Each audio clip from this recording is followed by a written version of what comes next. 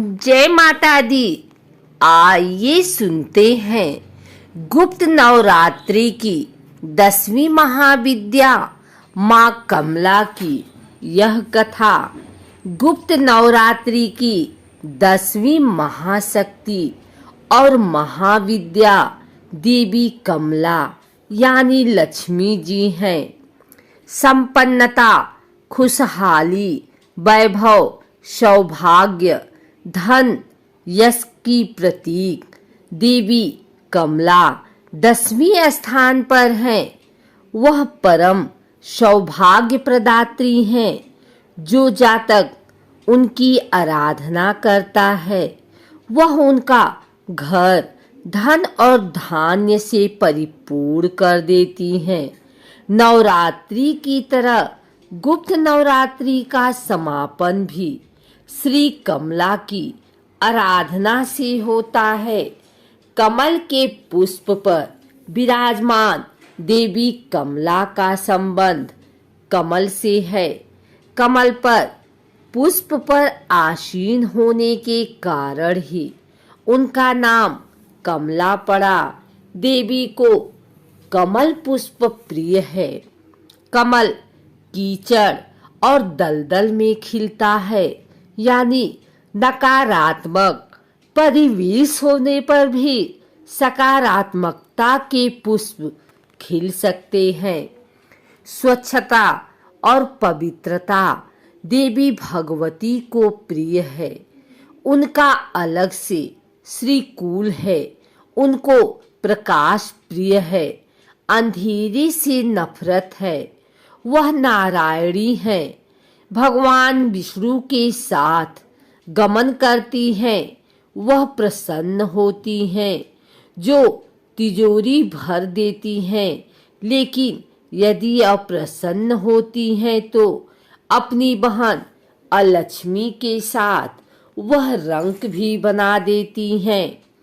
देवी की आराधना तीनों लोकों में दानव, दैत्य, देवता तथा मनुष्य सभी करते हैं।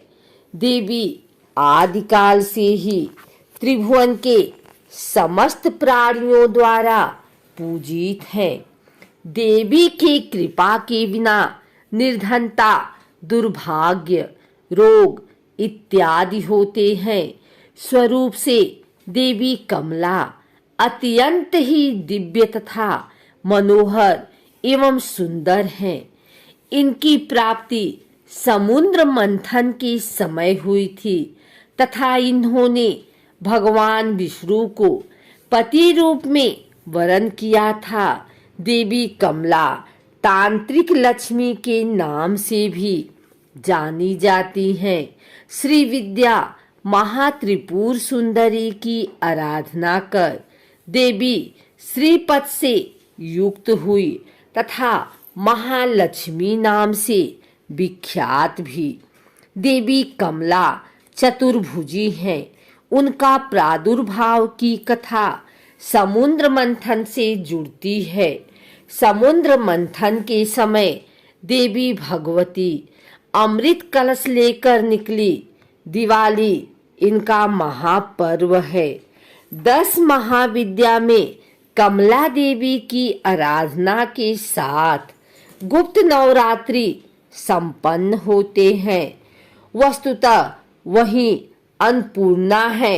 सौभाग्य और सौंदर्य की उपमा उनसे ही दी जाती है। कमला का अर्थ कमल के पुष्प से है। माँ सती का यह रूप कमल के आसन पर विराजमान है। साथ ही माता रानी जिस सरोवर में हैं, वहाँ भी चारों ओर कमल के पुष्प हैं। माता रानी ने हाथों में भी कमल के पुष्प ही पकड़े हुए हैं, जिस कारण उनका नाम कमला देवी पड़ा। माता कमला का स्वरूप मन को मोह लेने वाला व शांति प्रदान करने वाला है। माता का वर्ण सुनहरे रंग का है, जिसमें से तेज निकल रहा है। उन्होंने लाल रंग के वस्त्र पहने हुए हैं और कई तरह के सोने के आभूषणों से सुसज्जित हैं। माता ने मुकुट पहना हुआ है तथा उनके केस खुले हुए हैं। भगवान शिव की भांति उनके भी 3 नेत्र हैं तथा वे एक सरोवर में कमल के पुष्प पर विराजमान हैं। माता जिस सरोवर में हैं वहां उनके पास कई कमल के पुष्प लगे हुए हैं। माता रानी के 4 हाथ हैं जिसमें से 2 में उन्होंने कमल के पुष्प ही पकड़े हुए हैं तथा अन्य 2 हाथ वर मुद्रा में हैं। माता रानी के दोनों ओर 4 हाथी हैं जो जल से उनका अभिषेक कर रहे हैं। माता रानी का यह रूप अपने भक्तों पर सदैव कृपा करने वाला और उनकी सभी इच्छाओं की पूर्ति करने वाला माना जाता है। जैसा कि हमने ऊपर बताया कि माँ लक्ष्मी की साधना करने से जो लाभ भक्तों को मिलते हैं वही लाभ माँ कमला की पूजा करने से भी मिलते हैं, क्योंकि देवी कमला को माँ लक्ष्मी का ही रूप माना जाता है। इसलिए जो भी भक्तगण माँ कमला के रूप की पूजा करते हैं उनकी व उनके परिवार की आर्थिक स्थिति पहले की तुलना में बेहतर होती है। उनके परिवार पर आया आर्थिक संकट दूर होता है तथा व्यापार में उन्नति देखने को मिलती है। व्यक्ति विशेष के सुख व वैभव में वृद्धि देखने को मिलती है तथा आर्थिक रूप से छाए संकट के सभी बादल छट जाते हैं। कमला देवी महाविद्या की पूजा मुख्य रूप से गुप्त नवरात्रों में की जाती है।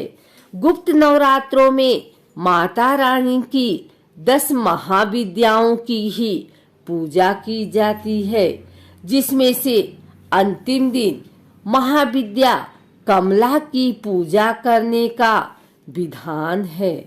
माँ कमला को अपने गुणों के कारण सभी देवियों व महाविद्या में सर्वोच्च रूप माना जाता है।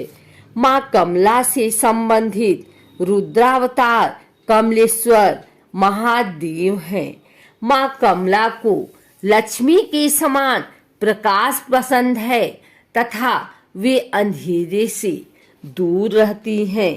देवी कमला को एक तरह से तांत्रिक लक्ष्मी भी कहा जाता है, क्योंकि लक्ष्मी के इस रूप की पूजा मुख्य रूप से तांत्रिकों के द्वारा की जाती है। अगर आपको हमारी वीडियो अच्छी लगी हो तो इसे लाइक करें, कमेंट करें, शेयर करें और हमारे चैनल भक्ति गाथा को सब्सक्राइब करके बेल नोटिफिकेशन ऑल पर सेट कर लें, ताकि आने वाली वीडियो सबसे पहले आप तक पहुंच सके। धन्यवाद।